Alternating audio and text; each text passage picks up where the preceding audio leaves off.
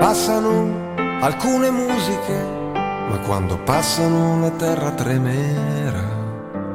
È un vuoto che non si può colmare.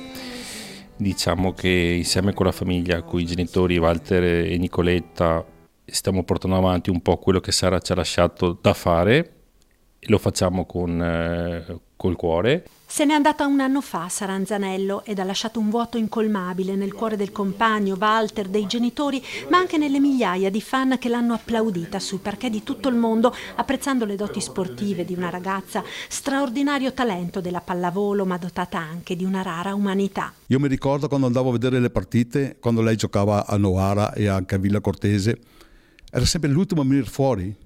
Ma Sara, dicevo io, 400 km di andare a casa, ma sai, io non posso lasciare i miei fan senza l'autografo, senza il selfie, senza cioè lei aveva sempre qualcosa per tutti. Tra le tante cose che Sara ha lasciato, una è destinata ancora a toccare il cuore di tutti, ma anche di chi la pallavolo non l'ha mai seguita.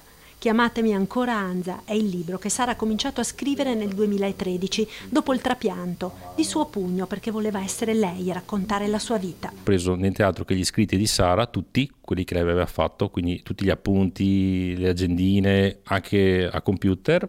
Abbiamo riunito tutto e quello che si legge qua non è altro che come se fosse la penna di Sara che sta scrivendo. E così Sara si racconta dalla passione per il pianoforte da bambina, la pittura da adulta e poi l'incontro con la pallavolo, il successo ed il suo nome che entra nella leggenda del volley femminile.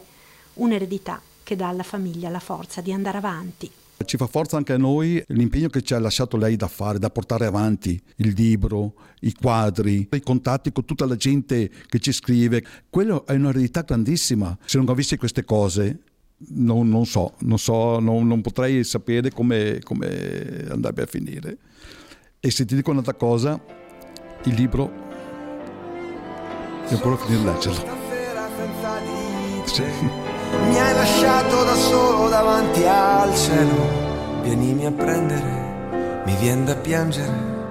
Mi riconosci le scarpe piene di passi, la faccia piena di schiaffi, il cuore pieno di battiti e gli occhi pieni di te.